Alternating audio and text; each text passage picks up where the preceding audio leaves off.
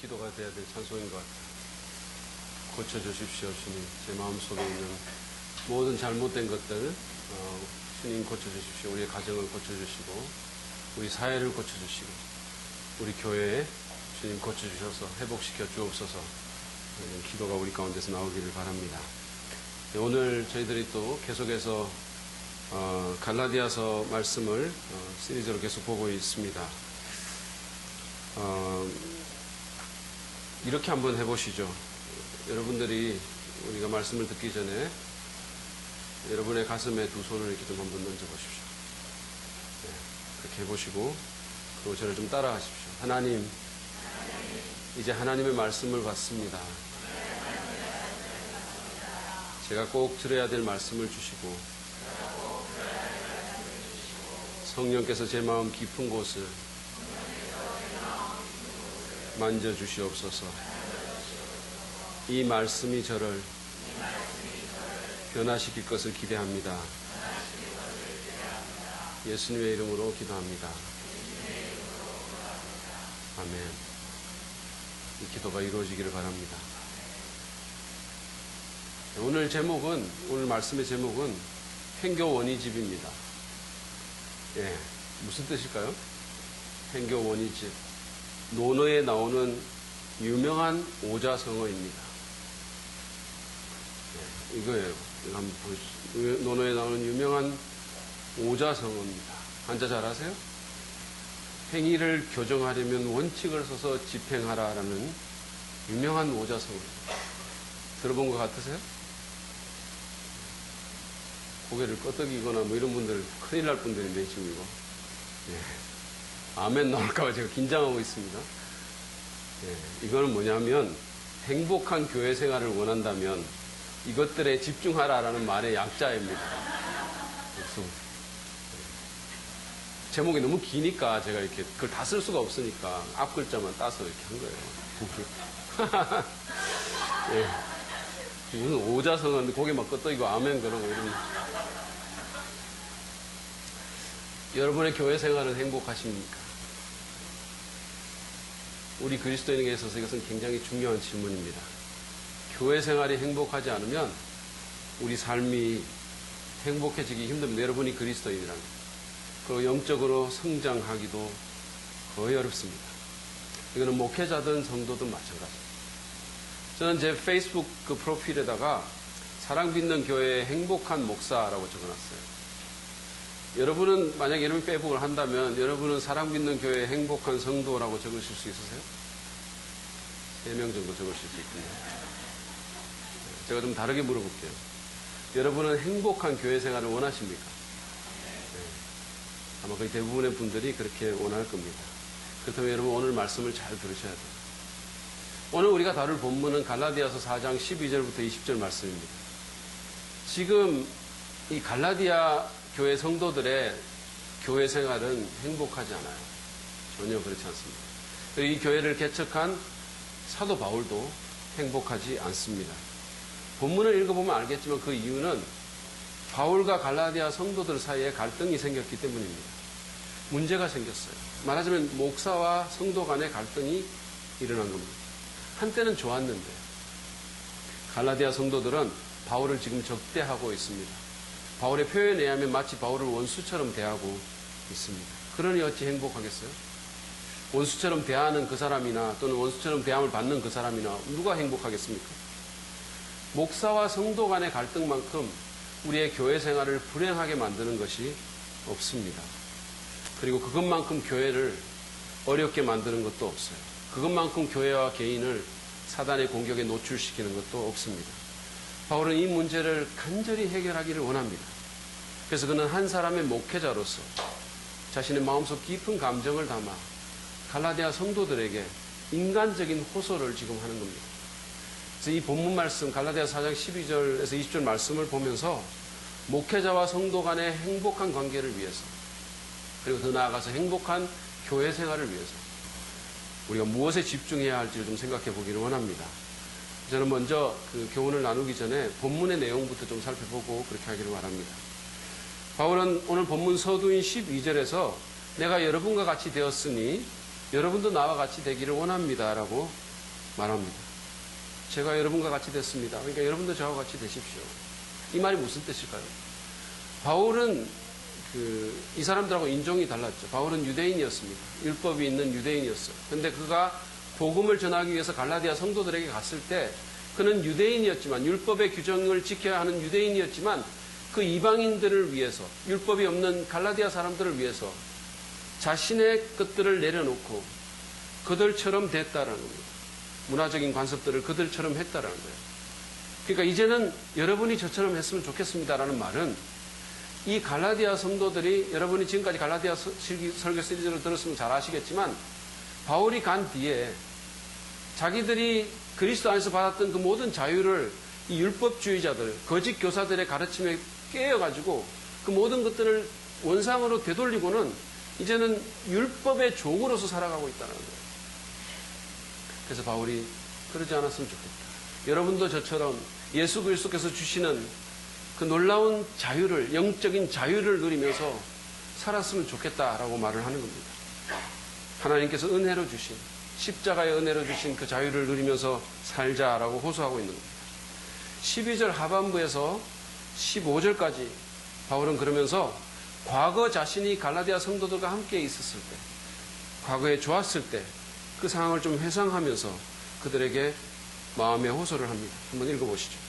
여러분이 내게 해를 입힌 일은 없습니다. 그때는 없었다는 거예요. 그리고 여러분이 아시는 바와 같이 내가 여러분에게 처음으로 복음을 전하게 된 것은 내 육체가 병든 것이 그 계기가 되었습니다. 그리고 내 몸에는 여러분에게 시험이 될 만한 것이 있는데도 여러분은 나를 멸시하지도 않고 외면하지도 않았습니다. 여러분은 나를 하나님의 천사와 같이, 그리스도 예수와 같이 영접해 주었습니다. 그런데 여러분의 그 감격이 지금 어디에 있습니까? 나는 여러분에게 증언합니다. 여러분은 할 수만 있었다면 여러분의 눈이라도 빼어서 내게 주었을 것입니다. 이 본문 말씀을 보면 바울은 자기 몸의 병이 계기가 돼서 갈라디아 사람들에게 나가서 복음을 전하게 됐다라고 말합니다. 근데 그 병이 정확하게 어떤 병인지는 아무도 몰라요. 확실치가 않습니다. 바울이 1차 선교 여행하면서 그 밤빌리아라는 그 해변가를 먼저 갔기 때문에 거기 모기가 굉장히 많았거든요. 그러니까 아마 말라리아에 걸려서 그래서 갈라디아 고산 지역으로 갔을 수 있다라고 생각하는 사람들이 있어요. 추측입니다. 그런가 하면 오늘 본문 말씀을 보면 눈이라도 빼서 줄 수 있었다라고 말한 걸로 봐서 그에게 안질에 심각한 문제가 있었지 않았는가 이렇게 추측하는 사람들도 있습니다. 어떤 사람은 시험 들 만한 것이라고 말하는 걸로 봐서 이게 간질병이 아니어야 된다 이렇게 말하는 사람도 있어요. 근데 그게 뭐든 간에 바울은 그것이 갈라디아 성도들이 받아들이기 힘든 그들에게 시험이 될 만한 것이었다라고 설명합니다. 여러분 한번 생각해 보십시오. 제가 우리 교회에, 사랑 믿는 교회에 담임 목회자 후보자로 청빙을 받고 처음으로 설교하러 오는데 제 눈에서 그냥 눈이 벌겋게 붓고 막 눈이 이렇게 뒤집어지고 흉측하게 되고 눈에서 막 누런 고름이 나오고 막 계속 눈곱이 맺히면 어떠시겠어요? 또는 제가 말라리아에 걸려가지고 막 진짜 나병 특집 수준으로 얼굴이 창박해지고 막 벌벌벌 떨면서 막 설교하면서 심지어는 구토까지 한다면 여러분이 그 말씀을 잘 듣겠습니까? 아마 잘 안 그랬을 거예요. 근데 갈라디아 성도들은 그랬습니다. 그럼에도 불구하고 그를 멸시하거나 외면하지 않았고 그의 설교를 들었을 뿐만 아니라 그를 하나님의 천사처럼 심지어는 예수님처럼 그를 대했다라고 말합니다. 극진히 대접했다라는 거예요. 놀랍지 않으십니까? 네? 좀처럼 놀라지 않으시는 분들이니까. 네. 놀라운 일이에요. 이거. 뿐만이 아닙니다. 그들은 그런 바울이 자기들 가운데 있다라는 사실로 인해서 감격하고 그 바울을 너무 자랑스러워했습니다. 심지어는 자기들의 눈이라도 빼줄 수 있을 정도로 바울을 사랑했어요. 자기들의 목사인 바울을 그렇게 사랑했다는 거예요. 저는 우리 교회 와서 성도님들의 사랑을 많이 받았습니다. 정말 행복하게 생활했어요. 선물도 참 많이 받았어요. 보니까 제가 오늘 메고 온 넥타이도 어떤 분이 선물해 주신 거예요. 그런 생각 못 했는데 어떤 분이 선물해 주신 거예요. 심지어 어떤 분은 제 이 두 머리 상태에 세심한 관심을 가지셔가지고 이렇게 제가 이렇게 설교하다 이렇게 고개를 숙이면 여기가 이렇게 좀 비어 보이거든요. 지금 제가 이렇게 많이 가렸는데 어쨌든 그 부분까지도 신경을 쓰셔서 세심하게. 그래가지고 거기에 칠하라고 화장품 세트까지 주신 분이 계십니다. 얼마나 감사합니까? 얼마나 감사합니까? 근데 그 누구도, 우리 교회 성도들 중에 그 누구도 제게 와서, 목사님, 제 눈을 원하세요? 빼드릴 수 있어요. 이런 분은 아무도 없어요. 만약에 그랬다면 제가 더 놀래가지고 도망갔을 것 같아요. 예. 근데 갈라디아 성도들은 그랬다는 거예요. 여러분, 그럴 성도들이 어디 있겠습니까? 정말 바울에 대한 그들의 사랑이 그처럼 특별했다는 거예요. 근데 이게 완전히 변했습니다. 16절에서 바울은 이렇게 말합니다. 근데 내가 여러분에게 진실을 말하기 때문에 여러분의 원수가 되었습니다. 이제는 그렇게 하나님의 정말 천사처럼 예수님처럼 대하던 바울을 그들이 원수처럼 대한다는 거예요. 왜 그랬을까요? 그것은 바울이 그들에게 진실을 말했기 때문이었습니다. 자기들에게 아픈 진실을 몇 가지 말하고 은혜의 복음을 떠나서 다시 속박으로 돌아가는 것에 대해서 훈계했다는 이유 때문이었었어요. 물론 진실은 사랑 안에서 말해줘야 됩니다.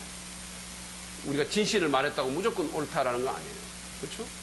예를 들어서 무슨 의사가 신생아를 이렇게 받아가지고 산모한테 넘겨주면서 얘가 참 못생겼네요.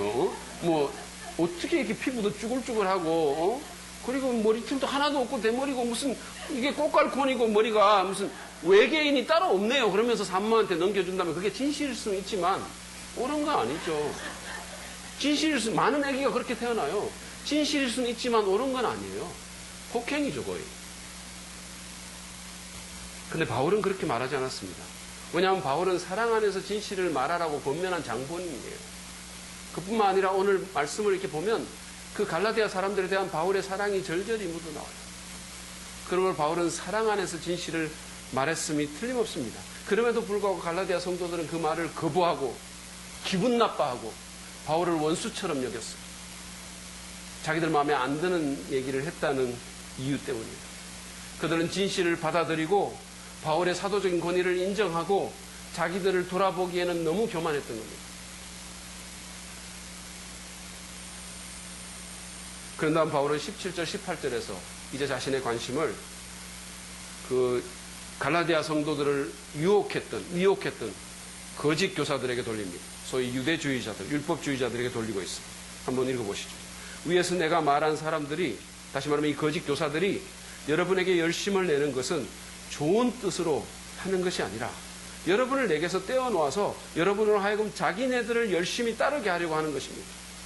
그런데 그들이 좋은 뜻으로 여러분에게 열심을 낸다면 그것은 내가 여러분과 함께 있을 때뿐만이 아니라 언제든지 좋은 일입니다. 이 율법주의자들은 열심히 사역했습니다. 땀을 흘리면서 그렇게 한 것 같아요. 그러나 그 열심은 좋은 동기에서 나온 것이 아니었습니다. 그것은 자기들을 높여서 사람들로 하여금 자기들을 추종하게 만들고 자기들의 종이 되게 하려는 의도가 있었던 거예요. 자기들이 그 사람들을 조종하려고 하는 그런 의도가 거기 있었다는 겁니다. 그것 때문에 바울이 반대한다는 거예요. 여러분, 오늘날 이단들을 한번 보세요. 얼마나 열심히 하는지 모릅니다. 정말 열심히 해요. 만약에 우리 교회가 신천지처럼만 하면 우리는 1년 내로 금방 부흥합니다. 제가 볼 때. 그렇지만 그들의 열심은 자기 중심적이고 악한 동기에서 나왔다는 거예요. 그렇지만 바울은 달랐습니다. 목회자의 따뜻한 마음으로 바울은 자신의 동기와 목적을 설명합니다. 19절 말씀 보시죠. 나의 자녀 여러분, 나는 여러분 속에 그리스도의 형상이 이루어지기까지 다시 해산의 고통을 겪습니다. 바울의 관심사는 그 사람들을 자기 추종자로 만드는 데 있지 않았어요. 그게 자기의 1차적인 관심이 아니었습니다. 그의 관심사는 그 사람들을 예수님 닮은 사람으로, 예수님을 따르는 사람으로 만드는 데 있었습니다. 그런 그들을 나의 자녀 여러분이라고 불렀어요. 얼마나 따뜻한 말입니까? 비록 나이하고 상관없이 목회자로서 그는 그 사람들을 마치 자기의 영적인 자녀처럼 생각하고 여러분들이 여러분의 자녀를 위해서 울며 기도하며 무릎 꿇며 그들의 복지를 원하는 것처럼 그렇게 무릎 꿇고 그렇게 기도하고 그렇게 울었던 것입니다. 그러면서 그들을 작은 예수로 만들기 위해서 그들의 심령 가운데 예수 그리스도의 형상이 맺혀지게 하기 위해서 다시 해산의 고통을 겪는다라고 말했습니다. 여러분, 해산의 고통을 아십니까? 안 겪어봤으면 말을 하지 마세요. 우리 집사람에 의하면 말이죠. 우리 집사람이 첫 아이를 낳을 때 17시간 정도를 진통하고 아이를 무지무지하게 고생하면서 낳았어요. 정말로. 우리 집사람의 말에 의하면 저 같은 남자는 도저히 견딜 수 없는, 이해할 수조차 없는 고통이다라고 말했어요. 사실은 듣고 보니까 좀 억울하긴 억울해요. 왜냐하면 나도 17시간 동안 그 옆에서 엄청나게 밥도 굶으면서, 정말 더 정확하게 말하면 너무 배가 고파가지고 중간에 살짝 나가가지고 자판기에서 샌드위치 하나 빼먹고 그래가지고 들켜가지고 엄청나게 원망받으면서 저도 엄청 힘들었어요. 저도 힘들었어요. 바울은 마치 산모처럼, 엄마처럼 그들 안에 그리스도의 형상이 형성되도록 그들의 태도와 그들의 목적과 그들의 가치가 예수 그리스도처럼 변화처럼 수고하고 희생했다는 겁니다. 바울의 호소는 그들이 자기들 가운데 있는 거짓 교사들을 따라가지 말고 그리스도를 따라가라는 거예요. 예수 그리스도를 따라가는 겁니다. 그러면서 그는 그렇게 하지 않는 그들에 대해서 어찌할 바를 몰라 하고 있는 거예요. 그는 지금 그들을 방문하고 싶어 합니다. 근데 아마 못 갈 형편인 것 같아요. 방문해서 지금 편지글에서 지금 쓰는 것처럼 이렇게 좀 딱딱하고 엄격한 어조가 아니라 정말 뭔가 좀 부드러운 어조로 그들의 얼굴을 보고 간절히 말하기를 원하고 있어요. 20절 말씀을 보십시오. 이제라도 내가 여러분을 만나 어조를 부드럽게 바꾸어서 말할 수 있으면 좋겠습니다. 나는 여러분의 일을 어떻게 하면 좋을지 당황하고 있습니다. 이 사람들을 보면서 바울이 목회자로서, 목사로서 당황하고 있는 거예요. 이거를 내가 어떻게 해야 되지? 야단을 더 쳐야 되나? 아니면 좀 구슬려야 되나? 더 울면서 기도해야 되나? 어떻게 해야 되지? 그런 안타까운, 정말 목회자의 그 안타까운 마음이 그대로 드러난 고백으로 바울은 이 섹션을 마무리하고 있습니다. 이것이 본문의 내용입니다. 이 내용으로부터 저는 행복한 교회 생활을 위해서 우리가 집중해야 될 것 3가지를 좀 나누기를 원합니다. 목회자와 성도 간의 행복한 관계를 위해서 우리가 무엇에 집중해야 할까? 첫 번째로, 여러분이 행복한 교회 생활을 원하신다면 진리에 집중하시기를 바랍니다. 진리에 집중하십시오. 만약에 여러분이 목회자라면, 교역자라면, 또는 소그룹의 리더거나 목자거나 아니면은 무슨 부서의 교사라면 여러분은 바울이 그랬던 것처럼 진리를 말해야 합니다. 십자가 복음의 진리, 하나님 말씀의 진리, 그것으로부터 벗어나서는 안 됩니다. 우리에게는 진리를 비틀거나 왜곡하거나 진리를 축소시킬 권리가 없습니다. 사람들이 듣기 싫어한다고 진리를 왜곡하고 인기 없는 메시지라고 전하지 않는다면 우리는 심각한 직무유기를 하고 있는 겁니다. 개그맨인 항현이도 불편한 진실을 계속 말하고 있는데 우리 목사와 교사들이 좀 불편하다고 진리를 포기해서 되겠습니까? 저는 교회와 각 그리스도인의 영적인 건강과 참된 성장과 행복은 궁극적으로 복음의 진리, 말씀의 진리에 달려있다고 믿습니다. 예전에 이게 무슨 감정이라든지 이런 거 있잖아요. 무슨 이런 게 아니라 말씀이 우리를 변화시키고 말씀이 우리를 정말 성장시키는 거예요. 그걸 여러분들이 좀 깨달았으면 좋겠어요. 예전에 심리학에 물든 부족한 기독교라는 책이 있었습니다. 이게 이제 오카는 목사님 아들인 옥성호 집사라는 사람이 쓴 건데 제가 그 책에 있는 내용에 다 동의하는 건 아니지만 그러나 한국 교회가 건강함을 잃고 약해진 것은 말씀의 진리 대신에 심리학이나 무슨 자기 개발 메시지나 무슨 도덕 강의 같은 또는 너무 감정적인 이런 메시지를 전하기 때문에 그렇게 됐다라는 생각에는 제가 동의를 해요. 진리를 전하고 진리를 삶으로 살아냅시다. 이거는 목회자도 그렇지만 듣는 자도 마찬가지예요. 듣는 자도 진리에 집중해야 됩니다. 여러분이 만약에 말씀을 계속해서 듣는 자라면 진리를 환영하시기 바랍니다. 때로 그 진리가 나를 아프게 하더라도 불편하게 만들더라도 상당히 거북하더라도 듣기에 그 진리를 끌어안아야 합니다. 오늘 갈라디아 사람들이 그랬던 것처럼 진리가 불편하다고 그 진리를 전하는 자를 원수처럼 대해서는 안 되는 겁니다. 적대해서는 안 되는 겁니다. 그러면 여러분은 성장할 수도 회복할 수도 없습니다. 행복할 수 없으면 말할 것도 없어요.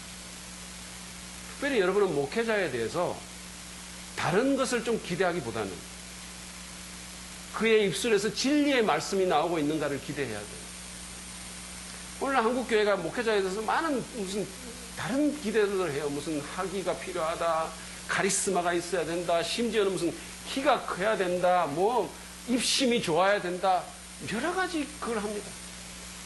날씬해야 된다. 지금 살 빼고 있잖아요. 스트레스 받아요. 미국에 있는 어느 기독신문에 좋은 목사의 자격이라는 칼럼이 실렸는데 이런 문구가 있었어요. 들어보십시오. 좋은 목사는 황소의 힘, 불독의 끈기, 사자의 담대함, 부엉이의 지혜, 비둘기의 순결함, 양의 온유함, 암소의 근면함, 독수리의 비전, 낙타의 인내, 말의 밥통을 가진 자. 말의 밥통을 가진 자. 거의 동물 농장 수준이에요.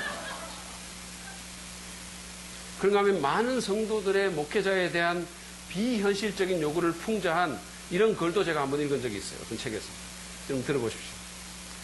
목사가 나이가 어리면 경험이 부족하다고 하고 나이가 많으면 시대에 뒤떨어진다고 한다.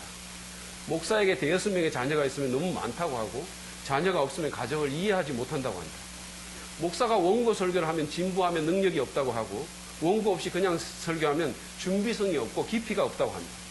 목사가 가난한 사람에게 관심을 가지면 인기를 얻기 위해서 제스처를 쓴다고 하고 부유한 사람과 교제하면 돈 있는 사람만 알아준다고 한다. 목사가 예화를 많이 들어서 설교하면 성경 실력이 없다고 하고 예화를 쓰지 않으면 딱딱하고 어렵다고 한다. 목사가 잘못된 것을 지적하면 인신공격만 한다고 하고 죄에 대해 설교를 안 하면 정의감이 부족하다고 한다. 목사가 옷을 잘 입고 다니면 사치한다고 말하고 옷을 잘 입고 다니지 않으면 교회의 위신을 떨어뜨린다고 한다. 목사가 밖에 나가서 설교를 많이 하면 본교회를 등한히 한다고 하고 밖에 나가지 않으면 오직 못나서 초청하는 사람이 없냐고 말한다. 목사가 모든 사람을 기쁘게 하지 못하면 그는 교회에 상처를 주었으니 떠나야 한다고 하고 모든 사람을 기쁘게 하면 확신과 줏대가 없고 타협적인 목사라고 한다. 농담이 섞인 말이죠. 그렇지만 상당한 진리가 거기 있어요. 너무 비현실적인 기대를 하는 거예요. 그런데 여러분이 목회자에게 기대해야 될 것은 딱 하나예요. 그가 진리의 말씀을 제대로 전하고 그 말씀을 살아가려고 애쓰고 있는 거예요. 그게 가장 중요합니다. 어떻게 생겼건 무슨 연예인입니까? 무슨 어떤 옷을 입었건 카리스마가 그거 아무 상관없어요. 목사의 외모나 성도의 기분이 아니라 진리에 집중합시다. 말씀의 진리만이 교회를 세우고 우리를 진정 행복하게 합니다. 한국에는 교회도 많고 그죠? 설교도 너무 많으니까 그러니까 우리 한국 교인들이 어떤 하나님 말씀의 진리의 소중함 같은 걸 잘 모르는 것 같아요. 사실은 제가 볼 때는 그렇게 많은 설교가 있어도 정말 말씀을 말씀답게 전하는 게 과연 얼마나 있을까 그런 생각도 들기도 해요. 그렇지만 너무 어쨌든 많으니까 설교라는 게 너무 많으니까 뭐 얼마든지 원하면 언제라도 들을 수 있으니까 별로 소중하게 여기지 않는 거예요. 그죠? 그래서 제가 이제 그 예전에 중국에서 한 주간 강의했던 적이 있었습니다. 근데 아침부터 정말 저녁 때까지 하루 종일 밥 먹는 시간만 빼고 계속 말씀을 전했어요. 정말 계속해서. 근데 그들이 얼마나 열심히 배우든지 얼마나 정말 감격해 하든지 말이죠. 계속 달라는 거예요. 계속 말씀을 달라는 거예요. 뭐 우리 신학교 학생들처럼 조금 쉬다 하면 안 될까요? 교수님 뭐 또는 무슨 30분만 탁구하는 시간을 주세요. 이런 거 없어요. 그냥 계속 말씀을. 계속. 그래서 제가 마치 설교의 신이라도 된 것 같았어요. 한국 교회나 신학교에는 시간을 넘기면 좀 이렇게 성도들 눈치 보고 미안해 한다고 이렇게 해야 되는데 그들에게는 그런 게 없었어요.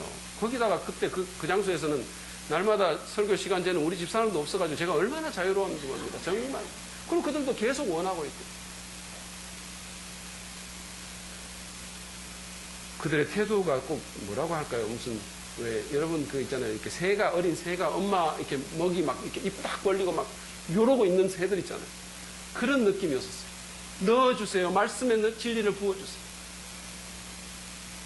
그래서 제가 거기서 얼마나 말씀의 진리가 소중하고 얼마나 파워풀하고 얼마나 사람들을 감격하게 하는지를 경험했습니다. 오랜만에. 진리에 집중합시다. 전하는 자든지 듣는 자든지 진리를 사랑하고 진리를 실천합시다. 여러분의 영성은 그러면 건강해집니다. 그게 좀 불편하더라도 거북하더라도 진리에 거합시다. 그럴 때 우리가 행복한 교회 생활을 할 수가 있습니다. 두 번째로 우리가 행복한 교회 생활을 하기 위해 원한다면 진리에 집중할 뿐 아니라 태도에 집중해야 합니다. 태도에 집중해야 합니다. 이 성도와 목회자뿐 아니라 성도 간의 관계에서도 또는 여러분의 일반적인 관계에서도 그 관계의 성패를 결정짓는 요인 중에 하나가 뭐냐면 태도라는 거예요. 사람들은 처음에 얼마간의 이렇게 허니문 기간을 지나고 나면, 그죠? 그때는 뭐 무조건 다 좋으니까. 그런데 허니문 기간이 지나고 나면 서로에 대해서 더 잘 알게 되죠. 서로를 더 잘 파악하게 됩니다. 그러면 약점이 보이게 돼 있어요. 왜냐하면 제가 누누이 말했듯이 사람은 정상이 아니기 때문이에요. 우리는 정상이 아닙니다. 뭔가가 이상한 게 있어요. 그렇기 때문에 자꾸 지내다 보면 예전에 안 보이던 어떤 결점들이나 연약함들이 보일 수 있게 돼 있어요. 그러면 그때부터 그 관계에 중요한 것이 태도입니다. 태도가 너무 중요한 거예요. 만약에 우리가 태도를 점검하지 않으면 관계는 어려워질 수밖에 없습니다. 본문의 갈라디아 성도들은 태도에 문제가 있었어요. 그들은 처음 위럴 기간에는 바울을 천사처럼 정말 예수님처럼 그렇게 대했습니다. 바울의 몸에 시험될 만한 것이 있었음에도 불구하고 여러분 바울은요 이걸 떠나서라도 원래 그렇게 잘생긴 사람도 아니고 굉장히 이 학자들에 의하면 키도 작고 대머리에다가 매부리 코에다가 아주 그냥 용모가 아주 초라했었어요. 그럼에도 불구하고 바울을 그렇게 존중하고 자랑스러워하고 그렇게 잘 대했습니다. 그런데 시간이 지나고 거기다가 거짓 교사들까지 끼어들면서 문제가 복잡해졌어요. 바울이 그들을 돌이키기 위해서 잘못을 지적하고 불편한 진실을 말하자 그들은 바울을 적대하기 시작했습니다. 바울을 원수처럼 대했어요. 인상 썼습니다. 그들은 바울의 진심 어린 충언을 받아들이기에는 너무 교만했어요. 방어적이었고 비판적이고 교만한 태도로 일관했던 겁니다. 여러분의 태도, 우리의 태도를 한번 점검해 봅시다. 여러분, 태도가 성공 여부를 결정하고 태도가 관계의 행복에 지대한 영향을 미칩니다. 실력이나 기술이나 심지어는 학점보다 태도입니다. 여러분 부모님들 잘 들으세요. 여러분의 자녀들을 좋은 태도의 사람으로 키우려고 노력하십시오. 그것이 그 아이를 리더로 만들 거예요. 그 아이를 참으로 성공하게 할 겁니다. 예전에 예일대학교 총장이 오하이오 주립대 신입 총장에게 이런 조언을 했다고 합니다. 당신 학교의 AP 학점 학생들에게 언제나 친절히 대하십시오. 언젠가 그들은 훌륭한 교수로서 돌아올 겁니다. 그러나 C 학점 학생들에게 더욱 친절하십시오. 언젠가 그들 가운데 어떤 이는 모교에 200억짜리 과학 실험실을 지어줄 것입니다. 제가 이 조언을 읽으면서 어떤 한 아이가 생각났어요. 그 아이는 자기가 최고의 타자라고 하면서 공을 이렇게 들어 올려가지고 자기가 스스로 이렇게 배팅을 하는 그걸 하면서 나는 최고의 타자야 그랬어요. 그러니까 다른 애들이 이렇게 그걸 구경하는 거예요. 그래서 공을 이렇게 들고 딱 쳤는데 헛스윙을 한 거예요. 그러니까 스트라이크! 그랬어요. 애들이 놀리면서. 3번이나 그런데 연속해서 3번 헛스윙을 했어요. 그랬더니 아이들이 너무 좋아하면서 삼진 아웃! 그러면서 막 놀리고 막 이랬던 거예요. 근데 그 아이가 그럼에도 불구하고 조금도 위축되거나 표정이 변하지 않고 스마일을 계속해서 얼굴에 미소를 지으면서 배트를 내려놓고 공을 손에 잡고 이렇게 올리면서 나는 최고의 피처야! 이렇게 말했다는 거예요. 삼진 아웃 시켰으니까. 정말 좋은 태도의 아이예요. 제가 볼 때는. 정말 긍정적인 태도의 아이입니다. 이런 사람에게 사람들이 붙는 거예요. 좋은 태도를 가진 사람에게 우리는 끌리게 돼 있어요. 여러분은 어떤 태도를 갖고 계십니까? 어떤 사람은 부정적인 태도를 갖고 있어요. 좋은 것보다는 늘 나쁜 것을 보고 감사보다는 불평이 더 많습니다. 변화에 잘 적응하지를 못해요. 어떤 사람은 방어적인 태도를 갖고 있습니다. 변명하고 움츠리고 자기 잘못을 인정하기보다는 정당화하는 데 급급하죠. 어떤 사람은 냉소적인 태도를 갖고 있습니다. 소위 썩소를 날리면서 좀처럼 감탄하지 않아요. 여러분 냉소적인 사람은 감탄하지 않아요. 좀처럼 감탄하거나 칭찬하지 않아요. 잘 웃지도 않습니다. 사회자 지시 잘 안 따르고 권위에 반발하고 그리고 냉소적인 사람이 갖고 있는 말, 자주 하는 말이 뭔지 아세요? 팔짱 끼고 웃기고 있네. 순진하기는 뭐 이런 말 되게 잘해요. 저는 좀 부정적인 태도를 제가 갖고 있었습니다. 초등학교 시절에 저희 어머니가 하여튼 이 폐렴 때문에 늘 아파가지고 제가 늘 편찮을 쳐가지고 언제 우리 어머니가 돌아가실까 늘 불안해하면서 그 시기를 보냈어요. 정말. 그러고 막 그 집에 돌아가면 어머니가 안 계시고 이러니까 그게 아마 영향을 미쳤는지 모르겠어요. 근데 달라스 신학교에서 제가 공부를 할 때 저한테 이렇게 이 태도에 관해서 유레카 순간이 한 번 있었어요. 이제 채플, 달라스 신학교에서 그 채플 예배를 드린다고 수백 명의 학생들이 이렇게 앉아 있는데 제 옆에 한국 학생이 한 사람 앉아 있었어요. 근데 이제 어떤 사람이 뭐 이렇게 주보를, 어떤 교회 주보를 이렇게 우리 두 사람한테 다 줬는데 우리 둘이가 같이 그걸 본 거예요. 그걸 보고는 그리고는 거의 동시에 같이 말을 했는데 그 사람은 좋은 데 대해서 말을 하고 그 주보의 좋은 점에 대해서 말을 하고 저는 나쁜 점에 대해서 말을 한 거예요. 둘 다 소리를 들었어요. 그래서 제가 충격을 받은 거예요. 그래서 제가 생각을 한 겁니다. 아니 저 사람은 똑같은 주보를 보면서 좋은 거를 저렇게 말을 하는데 왜 나는 나쁜 게 내 눈에 먼저 들어오고 내가 지적하는 말부터 내가 먼저 했지. 그래서 그때부터 제가 제 태도에 대해서 심각하게 생각하게 됐어요. 지금도 많이 부족합니다. 그렇지만 노력하고 있어요. 그래서 제가 지금 어디 이렇게 가잖아요. 무슨 경험을 하거나 이렇게 어디 가면 이상하게 저는 그런 게 잘 들어와요. 이렇게 뭐 이렇게 고쳐야 될 거 이런 게 잘 들어오는데 어디 갔다가 오면서 제가 노력해요. 그게 뭐냐면 그런 게 설사 있다 하더라도 제 첫 마디에 나오는 말은 좋은 말을 먼저 하고 의도적으로 노력합니다. 그래서 좋은 말 먼저 하고 그 다음에 정 못 참겠으면 그 다음에 말을 해요. 여러분 태도를 점검하고 좋은 태도에 집중합시다. 그러면 여러분의 관계나 교회 생활이 기쁨을 회복하게 될 것입니다. 마지막으로 우리가 행복한 교회 생활을 원한다면 우리는 진리에 집중하고 태도에 집중할 뿐 아니라 그리스도에게 집중해야 됩니다. 목회자든 성도든 집중해야 할 유일한 대상은 그리스도이십니다. 그리스도예요.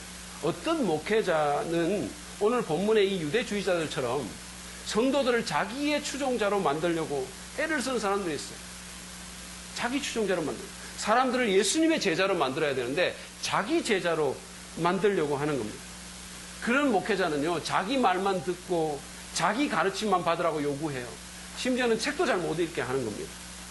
저는 언젠가 한 출판사 관계자하고 이렇게 얘기를 나눈 적이 있어요. 근데 그때 그 당시에 그 출판사가 몇 년 전입니다. 그러니까 전국에 교회 도서관 만들기 캠페인을 벌이고 있었어요. 그래가지고는 그분하고 이렇게 얘기를 하는데 그분이 저한테 그러는 거예요. 목사님, 이게 참 어렵습니다. 그래서 뭐가 그렇게 힘듭니까? 제가 이렇게 얘기를 했어요. 그랬더니 제일 힘든 게 뭡니까? 이렇게 얘기를 했더니 그분이 하는 말이 뭐냐면 담임 목사님입니다. 이렇게. 담임 목사님 때문에 제일 힘들다는 거예요. 많은 목사님들이 자기 교회 성도들이 책 읽는 것을 달가워하지 않는다는 거예요. 그러니 어떻게 그 교회 안에 도서관까지 만들어 주겠습니까? 여러분은 감사하셔야 돼요. 교회에 도서관 만들지, 주보에 친절하게 추천도서 매주마다 이렇게 써주지. 거기다가 양육반에서 리더반에서 계속 책 읽으라고 책 읽기 과제 주지. 얼마나 감사합니다. 왜 아멘을 안 하시나요? 어쨌든 목회자는 자기 생각을 말하는 것이 아니라 그리스도의 진리를 말하고 성도들을 자기 추종자로 만드는 것이 아니라 그리스도를 따라가는 사람이 되게 하고 많은 숫자에 집착하기보다는 그 내면에 그리스도의 형상이 이루어지는데 신경 쓰고 그것을 위해서 만전을 기해야 합니다. 그것을 위해서 기도하고 그것을 위해서 헌신해야 됩니다. 바울이 표현한 것처럼 그것을 위해서 해산의 수고를 해야 됩니다. 성도들도 마찬가지입니다. 그리스도에게 집중해야 돼요. 물론 목회자를 존경하고 그 리더십을 따라가야 됩니다. 여러분 그렇게 하셔야 여러분 영적으로 또 건강할 수 있어요. 하나님께서 그 목회자를 주셨으니까. 그렇지만 그리스도를 대신하는 방식으로 그렇게 해서는 안 된다는 거예요. 제가 이렇게 보니까 한국 교회에 빠들이 계신 것 같아요. 빠들이. 소위 박빠, 노빠처럼 목빠들이 계신 것 같아요. 목빠. 그냥 목사님이 무조건 말하면 맹목적으로 목사님의 인간적인 매력에 끌려가지고 마치 연예인을 대하는 것처럼 목사님 그냥 멋있어요. 목사님은 무조건 옳아요. 막 이런 거 있잖아요. 그래가지고 그가 무슨 말을 하든지 그냥 반사적으로 아멘을 외치는 거예요. 반사적으로. 군대도 아니고. 별 의미 없는 말인데, 의미가 없는 말이 무슨 알렉산드리아 그런데 아멘 그러고 막 알렉산드리아. 여러분 아무도 그러지 않잖아요? 이게 건강한 거예요. 이게 의미 없는 말에는 가만히 계셔야 되는 거예요.